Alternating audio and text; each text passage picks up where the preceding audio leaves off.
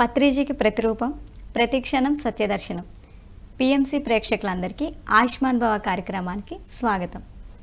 ఈరోజు జావలిన్ త్రోయర్తో మోచేతి గాయాలు అనే అంశంపై మనతో మాట్లాడడానికి మన ముందున్నారు డాక్టర్ సూర్యసాయి అఖిల్ గారు. అతనితో మాట్లాడి మరిన్ని వివరాలు తెలుసుకుందాం. నమస్తే సార్. నమస్కారం అమ్మ. సార్ అసలు ఏంటి సార్ ఇది? నేను ఎప్పుడు వినలేదు. ఇది పేరు కూడా నాకు కొత్తగా అనిపిస్తుంది. యాక్చువల్గా జావలిన్ త్రోవర్ అనేది ఒక స్పోర్ట్ మాట. లైక్ టెన్నిస్ మనకు ఐడియా ఉంటుంది, గోల్ఫ్ ఐడియా ఉంటుంది, మీకు బేస్బాల్ ఐడియా ఉంటుంది. ఇట్లా ప్రతిదీ ఒక స్పోర్ట్స్ కాబట్టి జావలిన్ త్రో అనేది ఒక స్పోర్ట్ మాట. యాక్చువల్గా మనం ఏదైనా సరే మనకి మోచేతిలో రెండు సైడ్లు ఉంటుంది. మనం సాధారణంగా చూసుకుంటే ఎడమవైపు కుడివైపు లాగా చూసుకోవచ్చు అన్నమాట. ఏదైతే కుడివైపు భాగం ఉంటుందో అంటే లోపల భాగం ఉంటుందో, ఈ లోపల భాగానికి ఏదైతే ఇంజరీ జరుగుతుందో దాన్ని మనము స్పోర్ట్స్ కేటగిరీలో కింద తీసుకోవచ్చు. అంటే స్పోర్ట్స్ ఆడేటప్పుడు స్పోర్ట్స్ ఆడకుండా అక్కడ ఇంజరీ జరుగుతుందంటే చాలా రేర్గా జరుగుతుంది. అంటే ఏదన్నా రోడ్ ట్రాఫిక్ యాక్సిడెంట్స్ అవ్వడం కానీ, లేదంటే ఏదైనా బలమైన పని చేయడం వల్ల, అంటే సడన్ యాక్టివిటీ అంటాం చూడండి, ఎవరి మీదన్నా కోపంతో చేయి విసిరారు, ఏదైనా వస్తువు విసిరారు, అలాంటి టైంలో కూడా ఇంజరీస్ అవుతూ ఉంటాయి. సో కమింగ్ టు జావలిన్ త్రోవర్ అనేది ఏంటిదంటే మనం ఏదైతే అంటే ఒక పొడిగాటి కర్రని విసరడం అన్నమాట. ఇది విసిరేటప్పుడు మనకి మోచేతిలో భుజంలో రెండు చోట్ల గాయాలు అయ్యే అవకాశం ఎక్కువ ఉంటుంది. భుజంలో అయితే మనం ఏమంటాము అంటే రొటేటరీ కఫ్ మజిల్స్ అంటాం. ఇక్కడ వచ్చేటప్పటికి మనం మీడియల్ కొలటరల్ లిగమెంట్, అంటే ఏదైతే నేను లోపల భాగంలో మీడియల్ కొలటరల్ లిగమెంట్ ఇంజరీ అనేది జరుగుతుంది అన్నమాట. అయితే ఈ మీడియల్ కొలటరల్ లిగమెంట్ ఇంజరీ ఏదైతే ఉందో, ఈ ఇంజరీ అనేది సాధారణంగా స్పోర్ట్స్లోనే చూస్తాం. జావలిన్ త్రో ఒకటే కాదు, మనకి గోల్ఫర్స్ అంటే స్పెసిఫిక్గా ఈ స్పోర్ట్స్ అని ఏమైనా ఉంటాయి? అదే javelin throw, golf and baseball, ఈ మూడిటికి ముఖ్యంగా చూస్తాం అన్నమాట. ఈ మూడిట్లో ఎక్కువ ఉంటుంది. అంటే ఎల్బోకి, షోల్డర్కి కూడా అవుతుంది. షోల్డర్ కాబట్టి మనం ఎల్బో గురించి మాట్లాడుకుంటున్నాం కాబట్టి ఈ మూడు స్పోర్ట్స్లలో మాత్రం మనం ఎక్కువగా చూడొచ్చు. Okay sir. అంటే ఈ పెయిన్ ఎలా ఉంటుంది సార్? అంటే ఇప్పుడు పెయిన్ అంటే ఇప్పుడు ఏదైతే లిగమెంట్ ఇంజరీ అనుకుంటున్నామో మనము, ఈ లిగమెంట్ ఇంజరీ అనేది ఎలా ఉంటుంది అంటే ఇప్పుడు ఎగ్జాంపుల్ చెప్తాను మీకు. ఇప్పుడు ఇదొక జాయింట్, ఇదొక జాయింట్, ఇదొక జాయింట్, ఇదొక జాయింట్, ఇట్లా ఇన్ని జాయింట్లు ఉంటాయి. ఇన్ని జాయింట్లు ఉన్నప్పుడు ఈ జాయింట్లో ఎగ్జాంపుల్ చెప్తాను. ఈ జాయింట్ ఇక్కడ తీసుకుందాం. ఇప్పుడు ఇక్కడ ఇటు పక్కన ఉండేది మీడియల్ కొలేటరల్ లిగమెంట్, ఇటు పక్కన ఉండేది లేటరల్ కొలేటరల్ లిగమెంట్. ఇవి కాకుండా వేరే వేరే లిగమెంట్స్ ఉంటాయి మళ్ళీ. ఎప్పుడైతే మనం ఎగ్జాంపుల్ ఇప్పుడు ఈ చేతిని నేను ఇప్పుడు జావలిన్ త్రో అంటే ఏం చేయాలి, విసరాలి. విసిరట్టున్నప్పుడు నేను ఈ ఫోర్స్ ఎక్కువ ఇస్తూ ఉంటాను. ఇప్పుడు ఇదే చూడండి, ఇట్లా కదులుతూ ఉంటుంది. ఈ ఫోర్స్తో పాటు నేను ఏం చేస్తాను, చేతిని స్ట్రెయిట్గా ఎక్స్టెండ్ చేయాలి. బేస్బాల్ అయినా ఏంటి, బాల్ వేయాలి అనుకోండి, ఏం చేయాలి, మీరు ఫోర్స్ఫుల్గా ఎక్స్టెండ్ చేయాలి. ఎప్పుడైతే ఈ ఎక్స్టెన్షన్ అనేది మీడియల్ వైపు ఎక్కువ ప్రెషరైజర్గా పడుతుందో, ఎందుకంటే ఆ యాక్టివిటీ, ఆ స్పోర్ట్ రిలేటెడ్ అదే యాక్టివిటీ ఉంటుంది. ఇప్పుడు బేస్బాల్ అయినా అంతే, గోల్ఫర్స్ అయినా అంతే, జావలిన్ త్రో అయినా అంతే.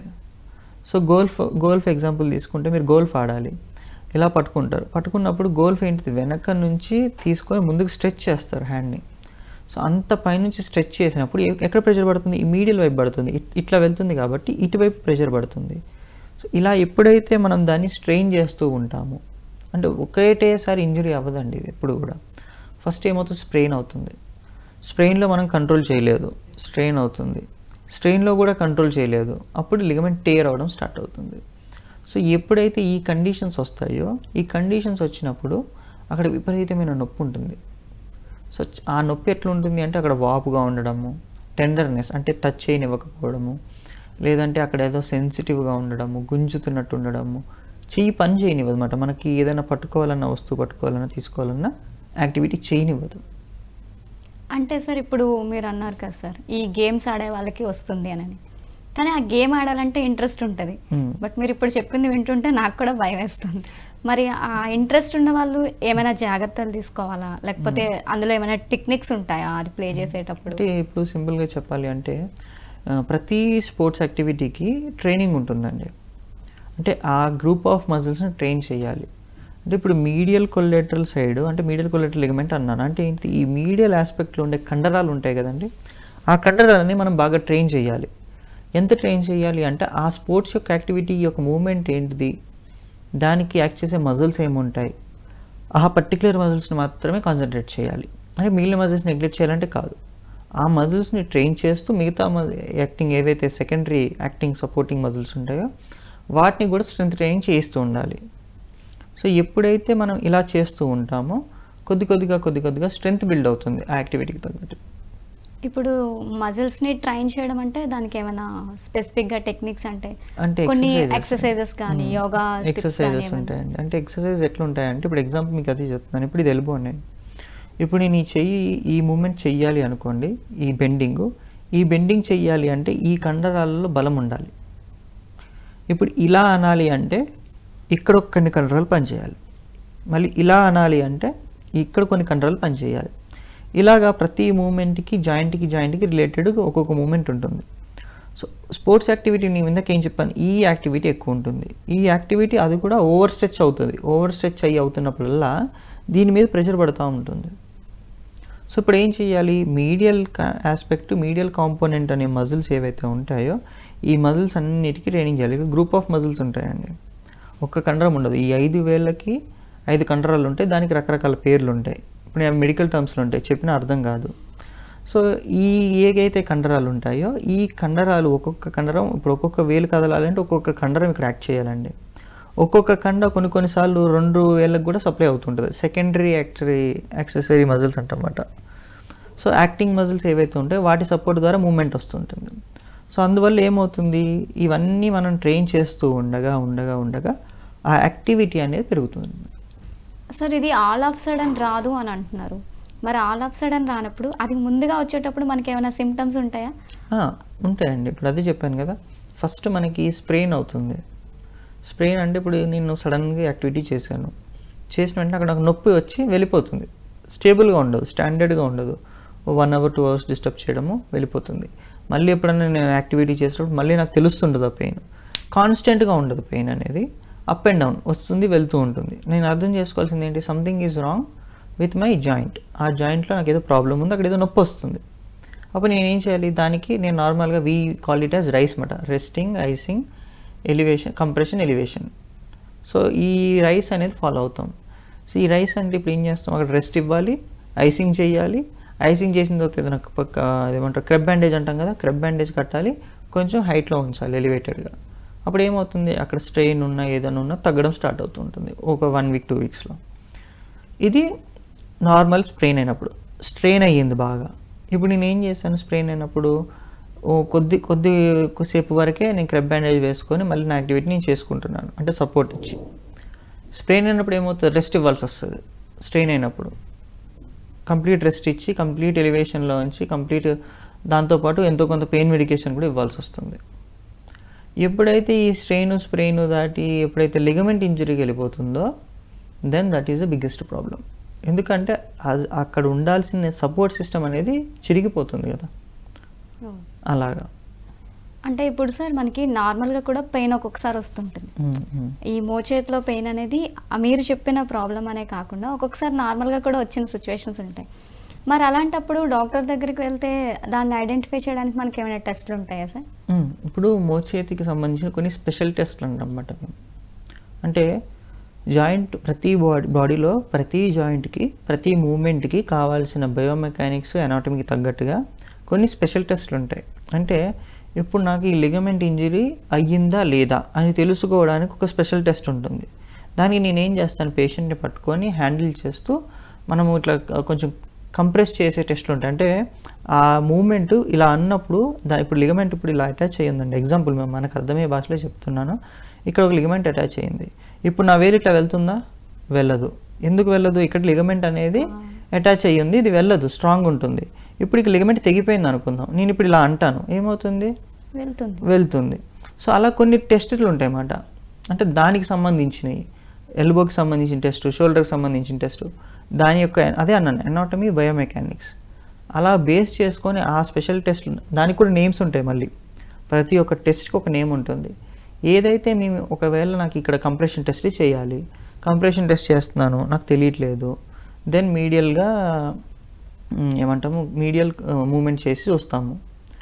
ఓకే పెయిన్ వచ్చింది, పాజిటివ్ వచ్చింది, లేదు నెగిటివ్ వచ్చింది, మళ్ళీ లేటరల్గా చెక్ చేస్తాము, మళ్ళీ పోస్టీరియర్ లేటరల్గా చూస్తాము. ఇట్లా అంటే కొన్ని మూమెంట్స్ ఉంటాయండి.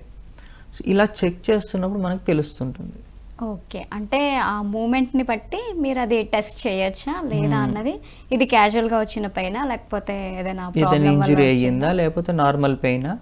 ఇంజురీ అయితే ఒకవేళ ఎంతవరకు అయ్యి ఉండొచ్చు అంటే అది కూడా మీకు టెస్ట్‌కి ముందే తెలుస్తుందా సార్?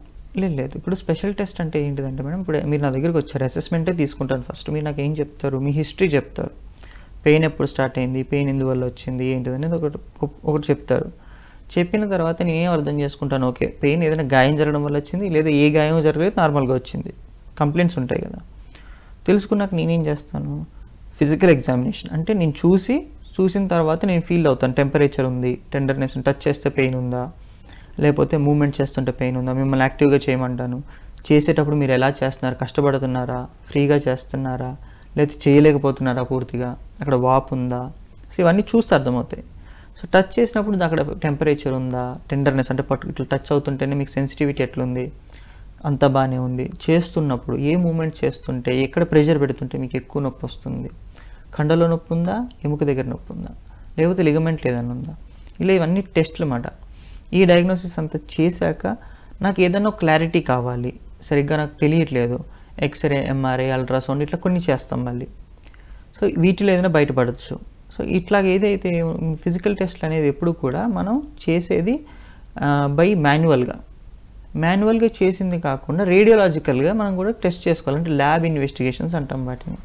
అంటే మిమ్మల్ని ల్యాబ్కి పంపించి ఇక్కడ ఎక్స్రే తీయించి, ఓకే ఎక్స్రేలో ఏదన్నా లాగ్ ఉందా, ఏదన్నా జాయింట్ స్పేసెస్ ఏమన్నా చేంజ్ అయ్యాయా, జాయింట్ మార్జిన్స్ ఏమన్నా డిఫరెన్సెస్ వచ్చాయా, ఇలా చూస్తాం. అందులో అంతా బాగానే ఉంది, but still you are feeling pain, then మళ్ళీ ఎంఆర్ఐకి వెళ్తాం. ఎంఆర్ఐలో చాలా క్లియర్గా మజిల్, లిగమెంట్స్, టెండాన్స్, ఈ 3 కైండ్ ఆఫ్ ఇంజరీలో సాఫ్ట్ టిష్యూ ఇంజరీస్ ఉన్న బయటపడుతుంది. సో ఈ 3 కాకుండా నార్మల్గా ఒకవేళ అంత ఎఫోర్డబుల్ అయినా అల్ట్రాసౌండ్ చెక్ చేస్తాం. సో ఇట్లాగే దానికి ఏది సూటబుల్ ఉందో దాని వేలో ఎగ్జామిన్ చేసి ఒక ఫైనలైజ్కి వచ్చాక దానికి సంబంధించిన ట్రీట్మెంట్ అనేది స్టార్ట్ చేస్తాం. సార్ ఇప్పుడు టెస్ట్లు ఎలా అనేవి మనం చెప్పుకున్నాం కదా సార్ ఇంతవరకు. సో ట్రీట్మెంట్ ఎలా ఉంటుంది సార్ దీనికి? అంటే ఇప్పుడు మనం ఇన్ని మాట్లాడుకున్నాం కదండి, ఇప్పుడు లిగమెంట్ ఇంజరీస్ అని, టెండాన్ ఇంజరీస్ అని, మజిల్ ఇంజరీస్ అని, లేకపోతే నర్వ్ ఇంజరీస్ అని. సో వీటిలో ఏదైనా ఇప్పుడు ఒక్కొక్క కైండ్ ఆఫ్ ఇంజరీకి ఒక్కొక్క కైండ్ ఆఫ్ పెయిన్, దానికి తగ్గట్టు మేనేజ్మెంట్. అంటే మనం స్టెప్ బై స్టెప్ వెళ్దాం. ఫస్ట్ లిగమెంట్ ఇంజరీ తీసుకుందామండి. లిగమెంట్ ఇంజరీస్లో మన గ్రేడ్స్ ఉంటాయి, గ్రేడ్ 1, గ్రేడ్ 2, గ్రేడ్ 3 అని గ్రేడ్స్ ఉంటాయి అన్నమాట.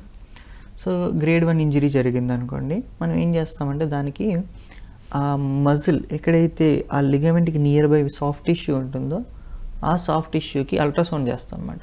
బోనీ ప్రామినెన్సెస్లో అల్ట్రాసౌండ్ చేయకూడదండి, కాంట్రాఇండికేషన్. చాలామంది తెలియక ఏం చేస్తుంటారు అంటే ఫిజియోథెరపీలో కొంతమంది అన్అవేర్నెస్ వల్ల, లేకపోతే ఆ అవేర్నెస్ లేకపోవడం వల్ల ఆ ఏరియా మొత్తం రుద్దుతూ ఉంటారు అల్ట్రాసౌండ్ పెట్టి. అలా చేస్తున్నప్పుడు ఏమవుతుంది అంటే ఇన్ఫ్లమేషన్ తగ్గడం కంటే కూడా బోన్ యొక్క ఫ్రాగ్మెంట్స్ అనేవి డిస్టర్బ్ అవుతాయి ఎల్బోలో. ఎందుకంటే దాని ఆర్టికులేషన్ అనేది ఎప్పుడు బాగుండాలి. When we are doing too much of ultrasound at a bony prominences, దాని ఆర్టికులేషన్ అన్ని డ్యామేజ్ అవుతూ ఉంటాయి అన్నమాట. అంటే దానివల్ల ఇంకొంచెం డ్యామేజ్ అయ్యే అవకాశం ఉంటుంది. సో హీల్ అవ్వడం సంగతి ఇప్పుడు టెంపరీగా బాగుంటుందండి. అంటే ఇప్పుడు మీరు ట్రీట్మెంట్ చేయించుకున్నారు, ఇప్పుడు బాగానే ఉంటుంది. ఇన్ ఫ్యూచర్ రేపొద్దున ఏదైనా దెబ్బ తగిలింది, మళ్ళీ అక్కడ ఏదైనా జరిగింది అనుకోండి, ఎక్సెస్ క్యాలస్ అనేది ఫామ్ అయిపోయే అవకాశం ఉంటుంది అన్నమాట. సో ఫిజియోథెరపీలో కూడా ఎలా ఉంటుంది అంటే madam, negligence leads to complications అన్నమాట. అందుకని చాలా జాగ్రత్తగా ఉండాలి. అది కాకుండా మళ్ళీ not only ligaments, coming to the muscle injuries. అంటే ఇప్పుడు మజిలే కదా మేడం, యాక్టివిటీ చేయాలంటే మజిల్, ఇప్పుడు ఇందాక ఇది చూపించాను, ఇప్పుడు ఈ మజిలే. సో ఈ మజిల్ అనేది ఏమవుతుంది అంటే దాని యొక్క టోన్ కోల్పోవడం, దాని యొక్క స్ట్రెంగ్త్ కోల్పోవడము ఇలా జరుగుతుంటుంది. అప్పుడు మళ్ళీ ఏం చేయాలి, ఆ మజిల్స్కి రీట్రైన్ చేయాలి, రీఎడ్యుకేట్ చేయాలి. సో ఆ మజిల్స్కి ట్రైనింగ్ ఇవ్వాలి, ఏ కైండ్ ఆఫ్ ఎక్సర్సైజెస్ చేయాలి, ఏ కైండ్ ఆఫ్ మూవ్మెంట్ చేయాలి, ఏ కైండ్ ఆఫ్ యాక్టివిటీ చేయాలి. ఆ యాక్టివిటీ చేయడం వల్ల దానిలో స్ట్రెంగ్త్ మళ్ళీ ఎలా వస్తుంది. సో పేషెంట్ కౌన్సిల్ చేయాలి, ఎవ్రీ టైం పేషెంట్ని కౌన్సిల్ చేసే దాంట్లోనే ఉంటుంది మేడం. అంటే పేషెంట్కి ఎప్పుడు కూడా మనం క్లియర్ కట్గా చెప్పాలి, లిగమెంట్, మజిల్, టెండాన్ ఏ ఇంజరీ జరిగింది, ఏ ఇంజరీకి ఎలాంటి ట్రీట్మెంట్ చేస్తున్నాం మేము. సో ఎంత సమయం పట్టచ్చు ఒక్కొక్క ఇంజరీకి. ఇప్పుడు గ్రేడ్ 1 ఇంజరీ ఉంటే 1 వీక్ to 2 వీక్స్, గ్రేడ్ 2 ఉంటే 1 మంత్, గ్రేడ్ 3 ఉంటే 2 to 3 months కూడా పట్టచ్చు. అంటే పర్సన్ టు పర్సన్ ఇది కూడా. జనరల్ ప్రోటోకాల్ మాట్లాడుకుంటే 4 weeks, 6 weeks, 12 weeks అని ఉంటాయి ప్రోటోకాల్స్ ఎప్పుడు కూడా. బట్ నార్మల్గా మనం ఎప్పుడు ట్రీట్మెంట్ చేస్తున్నప్పుడు కూడా ఇండివిజువల్, మీరు వేరు నేను వేరు, వేరే పర్సన్ వేరు, ఒక్కొక్క పర్సన్కి ఒక్కొక్కలాగా ఉంటుంది అన్నమాట the way of healing. Treatment కదా, హీలింగ్. ఇప్పుడు నేను అల్ట్రాసౌండ్ మీకు పెడతాను, నాకు పెడతాను, ఇద్దరికి ఒకేలా హీల్ అవ్వచ్చు, మీకు డిలే అవ్వచ్చు లేదా నాకు డిలే అవ్వచ్చు. అందరికి ఒకేలాగా స్పీడ్గా ట్రీట్మెంట్ అయిపోవాలి ఉండదు కదా మేడం. అంటే దానికి కారణం ఏమో ఉంటుంది సార్, అంటే బాడీలో మనం తీసుకునే ఫుడ్ స్టైల్ కానీ ఎవ్రీథింగ్ సెడేటరీ లైఫ్ స్టైల్ అవ్వచ్చు, మీకు స్ట్రెస్ ఉండొచ్చు, మీకు బీపీ షుగర్ ఉండొచ్చు, లేదా థైరాయిడ్ ఉండొచ్చు, లేదా అంటే బాడీలో ఎలాంటి కాంప్లికేషన్స్ ఉన్నదాన్ని బట్టి ఉంటుంది ఎప్పుడు కూడా.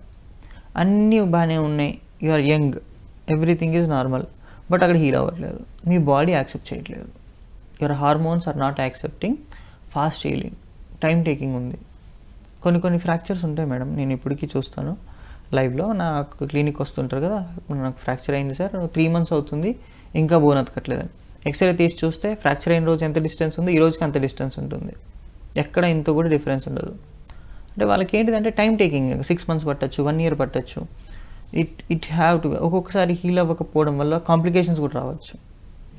అది ఎందుకు అవుతుంది అనేది తెలియదు. అందుకు షుగర్ ఉండదు, బీపీ ఉండదు, ఏమి ఉండదు, మళ్ళీ it's a matter of time. కొన్నిసార్లు ఏజ్ రిలేటెడ్ అవ్వచ్చు, లేదా హార్మోనల్స్ అవ్వచ్చు, లేదా కాల్షియం డెఫిషియన్సీ అవ్వచ్చు.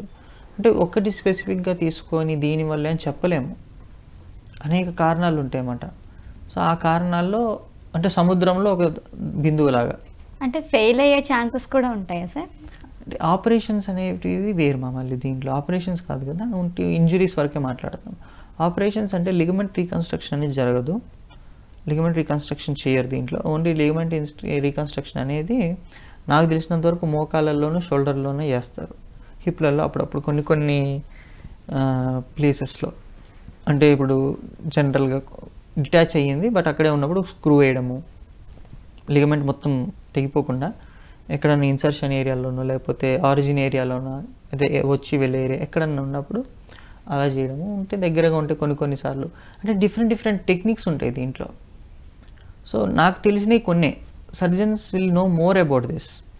మనం ఫిజియోథెరపీలో అనుకోండి, నేను ఎండ్ టు ఎండ్ సొల్యూషన్ చెప్పగలుగుతాను, what is this, what is that అనేది. అలాగా అంటే ఒక నర్వ్ ఇంజురీ కనుక జరిగితే ఎలా సార్ అప్పుడు? ఇంకా నర్వ్ ఇంజురీ అన్నప్పుడు ఎలా ఉంటుంది అంటే మనకి హార్మోన్స్ ఆల్మోస్ట్ పారాసిస్ అంటాం, అంటే పెరాలిసిస్ కాదు. ఫర్ ఎగ్జాంపుల్ విరిస్ట్ డ్రాప్ అందాం, ఇది రేడియల్ నర్వ్ అనేది ఒక నర్వ్ ఉంటుంది. ఆ నర్వ్ ఏదైనా డ్యామేజ్ అయినప్పుడు ఇటు ఉంటుంది, కానీ ఇది అల్నార్ నర్వ్ అన్నమాట. అల్నార్ నర్వ్ అన్నప్పుడు ఏముంటాయంటే ఈ భాగం మాత్రమే మీకు దెబ్బేస్తుంది. అంటే ఈ చిటికిన వేలు దగ్గరికి ఇలా గుంజేయడము, ఈ వేలు ఈ రెండో వేలు కొంచెం దగ్గరగా గుంజడము, స్టిఫ్గా అయిపోవడము, సరిగ్గా మూవ్మెంట్ రాకపోవడం, పట్టు లేకపోవడం, ఏదైనా వస్తువు తీసుకోవాలనుకున్నప్పుడు వీటిలో పట్టు ఉంటుంది కానీ ఈ 3 వేలలో పట్టు తగ్గడం. ఒక్కొక్కసారి ఇంట్లో కూడా కొన్ని యాక్టివిటీస్ చేసినప్పుడు సడన్ గా చాలా మందికి చెయ్యి పట్టు వదిలేస్తుంది అంటారు, అది కూడా వన్ ఆఫ్ ద రీజన్ అవ్వచ్చు. ఎందుకంటే ఈ హౌస్ హోల్డ్ యాక్టివిటీస్ కూడా ఓవర్ స్ట్రెయిన్ చేశారనుకోండి. ఇప్పుడు నేను ఎగ్జాంపుల్ చెప్తాను, కుక్కరే తీయాలి లేదా ఏదన్నా ఒక వస్తువు కింద నుంచి పొయ్యి మీద నుంచి తీసి పెడుతూ ఉండాలి. అస్తమాడు తీసి పెడుతూ ఉన్నప్పుడు ఎప్పుడైతే వీళ్ళలో ఆ స్ట్రెంగ్త్ ఉండదో అప్పుడు ఏమవుతుంది అంటే ఈ నర్వ్ అనేది ట్రాప్ అవ్వచ్చు. ఈ నర్వ్ ఎప్పుడైతే ట్రాప్ అవుతుందో ఈ ట్రాప్ అయినప్పుడు ఆ పట్టు అనేది తగ్గుతూ వస్తూ ఉంటుంది. సో మళ్ళీ దానికి ఏం చేయాలి అంటే దానికి మాన్యువల్గా రిలీజ్ చేస్తూ న్యూరల్ రిలీజ్ టెక్నిక్స్ ఉంటాయండి, న్యూరోడైనమిక్స్ ఉంటాయి, న్యూరల్ రిలీజ్ ఉంటాయి. సో న్యూరల్ రిలీజ్ టెక్నిక్స్ చేస్తూ దాన్ని రిలీజ్ చేశాక మళ్ళీ దాంట్లో మళ్ళీ ఆ కండరాలు ఏదైతే ఆ నర్వ్కి సంబంధించిన కండరాలు, ఇప్పుడు ఎగ్జాంపుల్ నా చెయ్యి ఇలా కదలాలనుకోండి, దీనికి కండరాలు కావాలి, కానీ ఆ కండరాల్లో కదలిక కావాలి అంటే దానికి నర్వ్ సప్లై ఉండాలి. ఆ నరం వెళ్ళి ఆ కండలకి సప్లై అవుతే నా బ్రెయిన్కి తెలుస్తుంది, ఓకే నాకు ఇక్కడ కండ ఉంది, నేను కదపగలుగుతున్నా. ఇప్పుడు ఎగ్జాంపుల్ ఆ నర్వే కట్ అయిపోయింది అనుకోండి, ఇక్కడ కండ ఉన్నా కూడా కండ పని చేయదు, కండ వేస్ట్ అయిపోతుంది. వేస్టేజ్ అయిపోయి ఇట్లా మొత్తం బక్క చిక్కినట్టు బక్కపలచగా అయిపోయి ఎముకలు కనబడతాయి. సో నర్వ్ సప్లై అనేది అంత ఇంపార్టెంట్ అండి. నర్వ్ బ్లడ్ సప్లై వల్లనే కండరాలు బతుకుంటాయి, కండరాలు బతుకున్నప్పుడే మూమెంట్ వస్తుంది. సో ఇలా ఉంటుంది ఈ ప్రాసెస్. ఇప్పుడు ఏం చేస్తాం మనం ఫిజియోథెరపీలో, ఏదైతే ఇంజరీ అవుతుందో అయినప్పుడు ఆ ఇంజరీకి తగ్గట్టుగా మనం కొన్ని మొడాలిటీస్ వాడతాం అన్నమాట. ఆ మెషినరీస్ వాడి ట్రీట్మెంట్ చేస్తాం. ఆ మిషనరీస్ ఎలా ఉంటాయి సార్? అంటే మిషనరీస్ అంటే ఇప్పుడు నార్మల్గా మా దాంట్లో మేడం ఐఎఫ్టీ అల్ట్రాసౌండ్ అంటూ అంటే రకరకాలు ఉంటాయి. నార్మల్గా ఒక స్టిఫ్నెస్ ఉందనుకోండి, వ్యాక్సింగ్ చేసుకుంటూ, వ్యాక్సింగ్ అంటే మనకి నార్మల్గా ఈ వ్యాక్సింగ్ కాదండి, వేరే వ్యాక్స్ ఉంటుంది, స్కిన్ రిలేటెడ్ వ్యాక్స్ ఉంటుంది. అప్పుడు ఎగ్జాంపుల్ ఈ వ్యాక్స్ ఇలాగ అప్లై చేసినప్పుడు ఆ వ్యాక్స్లో ఉండే హీట్ ఉంటుంది కదా, ఆ మాయిస్ట్ హీట్ అనేది మనకి పోర్స్ ద్వారా, స్కిన్ పోర్స్ ద్వారా బ్లడ్ సర్క్యులేషన్, ఆ బ్లడ్ వెజల్స్కి తగిలి బ్లడ్ సర్క్యులేషన్ ఇంప్రూవ్ చేసి అక్కడ ఉండే మజిల్స్ని రిలాక్స్ చేస్తుంటుంది. అప్పుడైతే ఆ మజిల్స్ లిగమెంట్స్ రిలాక్స్ అవుతాయో మూమెంట్ అనేది ఫ్రీ అవుతూ ఉంటుంది. సో అదొక కైండ్. ఎస్డబ్ల్యూడి అని వాడతాం, అది కూడా హీటింగ్ మొడాలిటీ. ఐఎఫ్టీ అంటాం, అది కూడా హీట్ ప్రొడ్యూసింగ్ మొడాలిటీ. నేను చెప్పేటివన్నీ వ్యాసోడైలేషన్ అంటే బ్లడ్ సర్క్యులేషన్ హ్యూజ్గా ఇంప్రూవ్ అయ్యి అక్కడ ఉండే కండరాలు అవి ఫ్రీ చేసేవి. సో ఇలా కొన్ని మిషనరీస్ ఉంటాయి. అల్ట్రాసౌండ్ ఉంటుంది, టెన్స్ ఉంటుంది. టెన్స్ మజిల్ స్టిమ్యులేటర్ అనేది కండరాల్లోకి స్టిమ్యులేట్ చేయడానికి, అంటే ఇప్పుడు కండ అంతా వీక్ అయిపోయింది, కండలో పట్టే లేదు అన్నప్పుడు మజిల్ స్టిమ్యులేటర్ వాడతాను.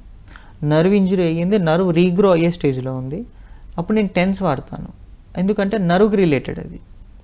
ఇది కాకుండా మళ్ళీ మనము అల్ట్రాసౌండ్ అంటాం, సాఫ్ట్ టిష్యూ ఇంజరీ జరిగింది, ఇన్ఫ్లమేషన్ ఉంది, బాగా ఇబ్బంది పడుతున్నారు అంటే, మళ్ళీ ఇన్ఫ్లమేషన్ అంటే పస్సు ఉండేటిది కాదండి, నార్మల్ ఇన్ఫ్లమేషన్ ఉంది, పస్సు ఉండే ఇన్ఫ్లమేషన్ మళ్ళీ అల్ట్రాసౌండ్ వాడకూడదు. ఓపెన్ వుండ్స్ ఉన్న అల్ట్రాసౌండ్ వాడకూడదు. అట్లాగా కొన్ని కొన్ని ఉంటాయి అన్నమాట. సో ఇలాగ ఇన్ని రకాల మెషినరీస్ అని నేను చెప్పే కొన్ని అండి. మళ్ళీ లేజర్ ఉంటుంది, ఇంకొకటి మనకి ఏమంటారు మ్యాట్రిక్స్ థెరపీ అని ఒకటి ఉంటుంది, అది ఫైబ్రోసిస్కి వాడతాము. అంటే చెప్పుకుంటూ పోతే ఇలాగ అనేక మిషనరీస్ ఉంటాయి అన్నమాట. సో ఈ ఇండివిజువాలిటీ అంటే మీకుండే పర్టికులర్గా స్పెసిఫిక్గా ఉండే కండిషన్, అంటే పెయిన్ కానివ్వండి, పెయిన్ యొక్క ఇంటెన్సిటీ కానివ్వండి, మజిల్ రిలేటెడ్, నర్వ్ రిలేటెడ్, ఇలాగ అన్ని ఎడ్యుకేట్ అంటే అన్నీ మనం మైండ్లోకి తీసుకొని దానికి తగ్గట్టుగా చేయాలి. Okay sir. అంటే ఇప్పుడు ట్రీట్మెంట్ ఎవరైనా తీసుకుంటే వాళ్ళు ఖచ్చితంగా మీ దగ్గరికి రావాల్సిందే. ఎక్సర్సైజ్ లాంటివి చిన్న చిన్నవి ఏం చెప్పడం అంటే కొద్ది రోజులు ఈ మిషనరీ వాడి తర్వాత నుంచి వాళ్ళ ఇంట్లో చేసుకునేటట్టు ఏమైనా కొన్ని ఎక్సర్సైజెస్ అలా ఏమైనా ఉంటాయా సార్? లేకపోతే అది తగ్గినంత వరకు వాళ్ళు కంప్లీట్గా మీ దగ్గరికి రావాల్సిందేనా? అదే అంటున్నాను. ఇప్పుడు ఇది గ్రేడ్ని బట్టి, ఇప్పుడు ఎగ్జాంపుల్ చిన్న ఇంజరీతో వచ్చారు, నేను వాళ్ళకి సజెస్ట్ చేస్తాను అనమాట, సార్ మీరు ఒక 2-3 డేస్ రండి, నేను కొన్ని చేసిన తర్వాత మీరు ఫ్రీ అవుతారు, తర్వాత ఇంట్లో ఏమేమి ఎక్సర్సైజ్ చేయాలో చెప్తానంటే నేను ఒకరోజు టీచ్ చేస్తే అయిపోతుంది, ఒక 1 వీక్ చేయొచ్చు. గ్రేడ్ యొక్క ఇంటెన్సిటీ పెరిగింది, ఎక్కువ ఉంది, అప్పుడు 15 డేస్ 20 డేస్ దగ్గరుండి చేయించుకోవాలి, లేదు 1 మంత్ ఉండి చేయించుకోవాలి. సో ఇట్లాగా depends on the affected area and grade of effectiveness. Okay sir. దీని గురించి మరింత మాట్లాడే ముందు ఒక కాలర్ని తీసుకుందాం సార్. హలో, నమస్తే అండి. నమస్కారం మేడం. మీ పేరు, మీరు ఎక్కడి నుంచి మాట్లాడుతున్నారండి? సిద్దిపేట జిల్లా మేడం. మీ పేరు మేడం? నా పేరు బుచ్చమ్మ. ఓకే అండి, డాక్టర్ గారితో మాట్లాడండి. Thank you madam. హలో, నమస్కారం సార్. నమస్కారం అండి, చెప్పండి. సార్ మా అమ్మకు పెళ్ళాసిస్ వచ్చింది, ఇవి హ్యాండ్స్ ఇట్లా స్టిప్ ఇట్లే చాట్ మీద పెట్టుకుంటుంది సార్. 4 months అవుతుంది పెళ్ళాసిస్ వచ్చి. ఫిజియోథెరపీ చేస్తారా అమ్మా? ఫిజియోథెరపీ హాస్పిటల్ ఉన్నప్పుడు చేస్తుంది సార్. అయితే అది బెడ్ మీద వండుకునేసరికి బెడ్ లా అది పుండ్ అయింది అన్నట్టు. పుండ్ అయ్యేసరికి ఇక ఫిజియోథెరపీ బంద్ చేసినాము. 4 months అవుతుంది సార్. ఇట్లే స్టిప్ గా పెట్టుకుంటుంది. ఎట్లా సార్ మరి? ఇప్పుడు పుండ్ అయింది నడుము భాగానికి వెనక భాగానికి అయి ఉంటది కదా, దాని ప్రెజర్ సోర్ అంటాం కదా, దానికి కూడా ఫిజియోథెరపీ చేస్తారు కదమ్మా ఇంటికి వచ్చి. ఫిజియోథెరపీ మొన్న చేస్తామని చూస్తే సారు చేయరాదని అంటుంది సార్. స్టిప్ గా ఇట్లే పెట్టుకుంటుంది చాట్ మీద. 4 నెలలు అయింది అంటున్నారు మీరు. చెయ్యొచ్చు అమ్మా, చేయరాంది ఏముండదు. అంటే స్టిఫ్నెస్ లేదు, చెయ్యొచ్చు, అట్లా ఏమి ఉండదమ్మా. ఫిజియోథెరపీ అంటేనే స్టిఫ్నెస్ రిలీజ్ చేయడం కదా. అది అసలు ఎందుకు బిగుసుకుపోయింది, నరం ఎంతవరకు లాగేసింది, కండ ఎంతవరకు బిగుసుకుందో చూడాలి కదా. చూసి దాన్ని మెల్లమెల్లగా చెయ్యాలా. వయసు ఎంత ఉంటుందమ్మా ఆవిడది? ఇట్లా పోయినాయి ఇట్లా వయసు ఎంత అమ్మా పెద్దావిడ వయసు ఎంత? 60 ఏళ్ళు ఉంటుంది సార్. మాట్లాడుతున్నారా అమ్మా? అమ్మ మాట్లాడతలేదు సార్, చూస్తున్నారు. మరి ఆవిడకి ఉంటది కదమ్మా, తెలియట్లేదు ఆవిడకి ఫిజియోథెరపీ చెయ్యాలా. మీరు ఆ ప్రెజర్ సోర్కి ఫిజియోథెరపీ చేయొచ్చు, ఇటు చేతికి ఫిజియోథెరపీ చేయొచ్చు. ఆవిడ లేచి నుంచోలేకపోతున్నారు నాకు తెలిసి, ఆ నుంచున్న దానికి కూడా చేయొచ్చు ఫిజియోథెరపీ. నన్ను అడిగితే ఫిజియోథెరపీ ద్వారానే మంచిగా అవుతుంది. ఆవిడ కంటిన్యూ చేయాలమ్మా, అక్కడ ఎవరు అంత చక్కగా లేరేమో, మంచోళ్ళకి చూపించండి. ఆయన వచ్చి అది మీరేమో చెప్తున్నారు సార్, ఏమైనా చెప్తారేమని కాల్ చేసిన సార్. అవునమ్మా, నేను పేషెంట్ని చూడలేదు కదా, ఇప్పుడు ఫోన్లో చెప్పి నీకు నాకు అర్థం కాదు కదా. ఇప్పుడు నా పేషెంట్ నా దగ్గరికి వచ్చారు అనుకోండి, నేను చూడగలుగుతా, చూసి అమ్మ ఇది ఇట్లుంది ఇది ఇట్లుంది ఇది ఇది జరిగింది అని చెప్పి నేను ఎగ్జామిన్ చేసి ఓకే స్టిఫ్నెస్ ఉంటే ఎంత గ్రేడ్లో ఉంది ఏంటుంది, ఒకవేళ ఎఫెక్ట్ అయింది మీకు స్ట్రోక్ ఏదైతే వచ్చిందో పారాలిసిస్ వచ్చిందో ఆ స్ట్రోక్ ఎఫెక్టివ్నెస్ ఎంత ఉంది, దాని యొక్క గ్రేడ్స్ ఉంటాయి, దాని యొక్క సిమ్టమ్స్ ఉంటాయి, ఇట్లా అన్నీ చూడాలి నన్ను. అవన్నీ చూసాక చెప్పగలుగుతానమ్మా. డాక్టర్ గారు ఇందాక మీరు చెప్తున్నారు కదండి, నేను అడుగుతున్నా అంటే ఒక పర్సన్కి లెవెల్ 2 మీరు గ్రేడ్ 1 గ్రేడ్ 2 గ్రేడ్ 3 అన్నారు కదండి, గ్రేడ్ 2లో ఉన్న పర్సన్ మన దగ్గర ట్రీట్మెంట్కి వచ్చారు. సో అలాంటప్పుడు అతనికి కొంతకాలం మనం మన దగ్గర ఉన్న ఎక్విప్మెంట్తో ట్రీట్మెంట్ చేసి తర్వాత కొన్ని ఎక్సర్సైజెస్ ఏమైనా ఉంటాయా, వాళ్ళ ఇంటి దగ్గర కూడా ఏమైనా చేసుకోవచ్చా? అంటే చాలామంది ఆల్ ద టైం డైలీ రెగ్యులర్గా మన దగ్గరకు వచ్చి చేసుకోవాలంటే ఇబ్బంది పడే వాళ్ళు కూడా ఉంటారు. సో అలాంటి టైంలో ఏమైనా ఉంటుందా? అలాంటి టైంలో అంటే ఎప్పుడు కూడా మేడం నేను ఒక 3 phases ఉంటాయి మనకి. ఒకటి ఫస్ట్ ఫేజ్ వచ్చి మనం ఇందాక కూడా మాట్లాడుకున్నాం, like first phase always pain. మీరు నా దగ్గర రావడానికి కారణం పెయిన్. సో పెయిన్ తగ్గించడానికి నేను మొడాలిటీ వాడాలి. సో మొడాలిటీ వాడి నేను పెయిన్ని మొత్తం తగ్గించేయలేను, బట్ కొంతవరకు దాని ఇంటెన్సిటీని తగ్గిస్తాను. లైక్ ఎగ్జాంపుల్ అనే స్కేల్ తీసుకుంటాం మనం ఎప్పుడు, పెయిన్ వ్యాస్ అని విజువల్ అనలాగ్ స్కేల్ అంటామన్నమాట. ఒక పేషెంట్కి మనం ఏం చెప్తామంటే సార్ 0 అంటే అసలు పెయిన్ లేదు, 10 అంటే అసలు భరించలేని పెయిన్, ఇంకా ఆ పెయిన్ తోటి మీరు బేర్ చేయలేరు అనేది 10. సో ఈ మధ్యలో ఒక రేటింగ్ ఉంటుంది. సో ఇప్పుడు ఎగ్జాంపుల్ ఒక 8 రేటింగ్ చెప్పారు అనుకుందాం, ఆ 8 నుంచి నేను ఒక 5కో 4కో తీసుకొచ్చాను అనుకోండి, దట్ ఈజ్ అచీవ్మెంట్. సో అలాగా నేను ఏం చేస్తాను, పెయిన్ రెడ్యూస్ చేసి అక్కడ ఏదైతే కాంప్లికేషన్స్ ఉన్నాయో, స్టిఫ్నెస్ అవ్వచ్చు, స్వెల్లింగ్ అవ్వచ్చు, లేకపోతే ఇన్ఫ్లమేషన్ అవ్వచ్చు, లేకపోతే వీక్నెస్ అవ్వచ్చు, ఇట్లా రకరకాలు ఉంటాయి. వీటిల్లో ఇవన్నీ కూడా మనం రికవర్ చేయాలి మాన్యువల్గా మొబిలైజ్ చేసుకుంటూ. మాన్యువల్గా మొబిలైజ్ చేసుకుంటూ ఇవి రికవర్ చేశాక అప్పుడు ఎక్సర్సైజ్ ట్రైనింగ్ ఉంటుంది. సో ఇప్పుడు పేషెంట్ ఏ కేటగిరీలో జోన్లో ఉంటారు అంటే ఏంటి, ఇప్పుడు ఈ పెయిన్ ఇంటెన్సిటీ ఎక్కువ ఉందనుకోండి, 10 ఉంది, 8 ఉంది, అబోవ్ 6 ఉందనుకోండి, కంపల్సరీ పేషెంట్ అబ్జర్వేషన్లో ఉండాలి ఫిజియోథెరపిస్ట్కి. ఓకే. పెయిన్ అనేది ఎప్పుడు కూడా తగ్గేదాకా కూడా, అంటే అది ఒక 2కో 3కో వచ్చేసేదాకా కూడా, 0 అయిపోతే ఇంకా కంప్లీట్గా వాళ్ళు వెంటనే they are free. But at least 2 to 3 వరకు వచ్చే వరకు కూడా పేషెంట్ దగ్గర ఫిజియోథెరపిస్ట్ ఉండాలి. ఉండి ఆ గైడెన్స్ ఇవ్వాలి వాళ్ళకి, ఏం చేయాలి ఏం చేయకూడదు, ఎంతవరకు చేయొచ్చు, ఎలాంటి యాక్టివిటీస్ అవాయిడ్ చేయాలి, ఎలాంటి యాక్టివిటీస్ ఇంప్రూవ్ చేయాలి. సో ఎలాంటివి యాక్టివిటీస్ చేయడం వల్ల మీకు ఎగ్రివేట్ అవుతుంది, సో అవన్నీ అవాయిడ్ చేసేయాలి మళ్ళీ, అంతే కదండి. ఇప్పుడు మీకు ఫర్ ఎగ్జాంపుల్ నేను జిమ్ చేస్తాను, జిమ్కి వెళ్తే వెయిట్ లిఫ్ట్ చేస్తాను ఆటోమేటిక్గా. ఇప్పుడు నేను వెయిట్ లిఫ్ట్ చేస్తే నాకు పెయిన్ వస్తుందని నాకు తెలిసినప్పుడు నేనేం చేయాలి, వెయిట్ లిఫ్టింగ్ కొద్ది రోజులు అవాయిడ్ చేయాలి. నేను ఎప్పుడు కూడా మానేయమని చెప్పను ఎవరికి కూడా, కొద్ది రోజులు అవాయిడ్ చేయాలి. అవాయిడ్ చేసి ఈ రెస్టింగ్ ఫేజ్లో దాన్ని రికవర్ చేసుకొని మళ్ళీ bounce back to the normal అవ్వాలి.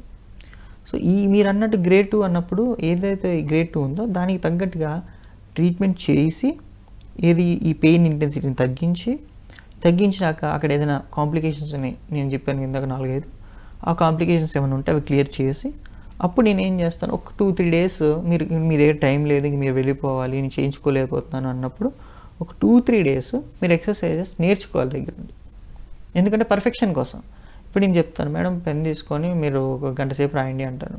పెన్ ఇలా పట్టుకునే వాళ్ళు ఉంటారు, ఇలా పట్టుకునే వాళ్ళు ఉంటారు, 5 ఏళ్ళు పట్టుకుని రాసే వాళ్ళు కూడా ఉంటారు. రాసే విధానం ఒక్కొక్కరిది ఒక్కొక్కలాగా.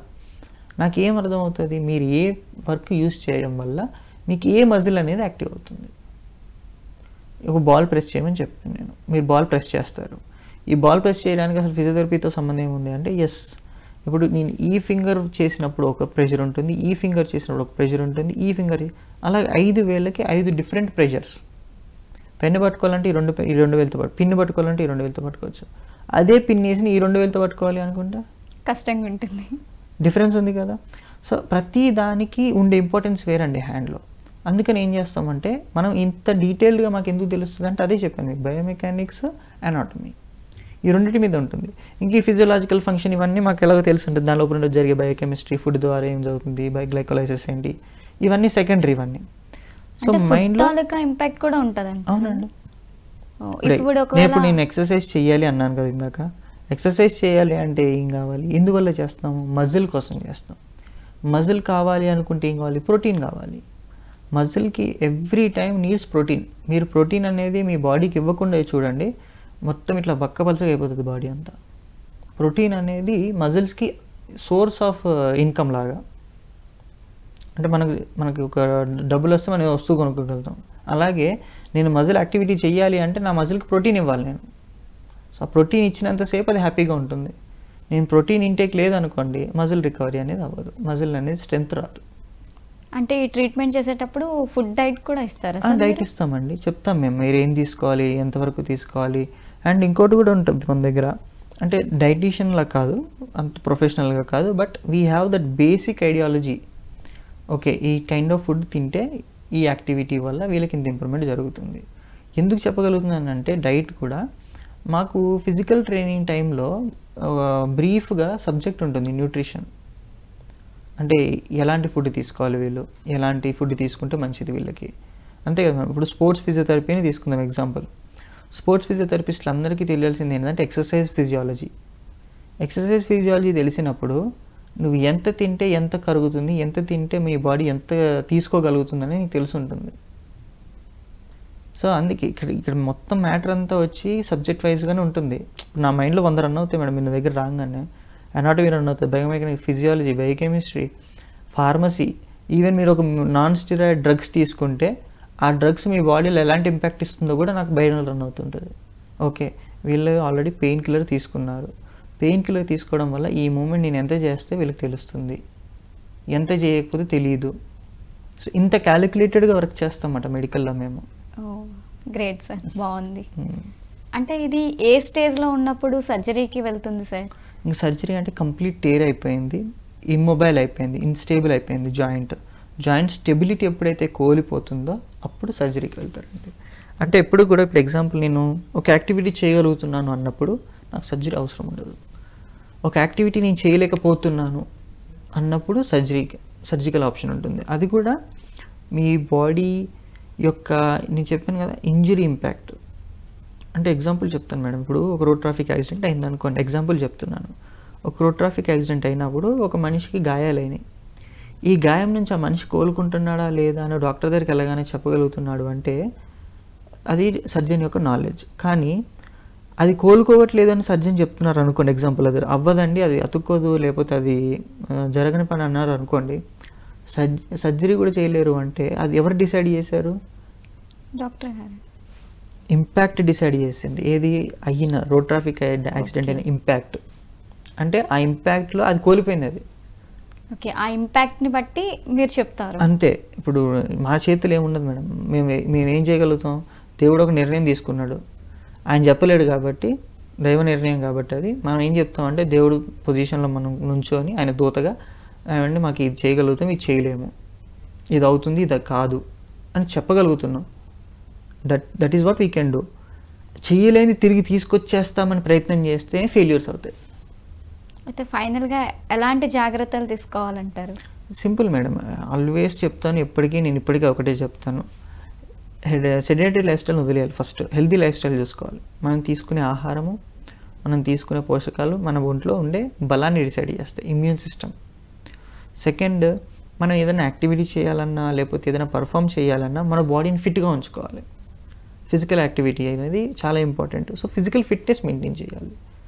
ఇవన్నీ చేసుకుంటూ మనం స్ట్రెస్ ఫ్రీగా, ఎక్కువ ఆలోచనలు, ఓవర్ థింకింగ్ కానీ లేకపోతే స్ట్రెస్గా ఫీల్ అవ్వడం, వర్క్ లోడ్ ఎక్కువగా ఫీల్ అవ్వడం, ఇలాంటివి తగ్గించుకొని మైండ్ ఎంత ఫ్రీగా ఉంచుకుంటామో అంత సాఫీగా సాగిపోతుంది. ఓకే సార్, ఎంతో చక్కటి జ్ఞానాన్ని మాకు ఇచ్చారు sir. Thank you so much sir. ఇదండి ఈరోజు ఆయుష్మాన్ భవ కార్యక్రమం. రేపటి కార్యక్రమంలో మళ్ళీ కలుద్దాం. అంతవరకు చూస్తూనే ఉండండి PMC ఛానల్.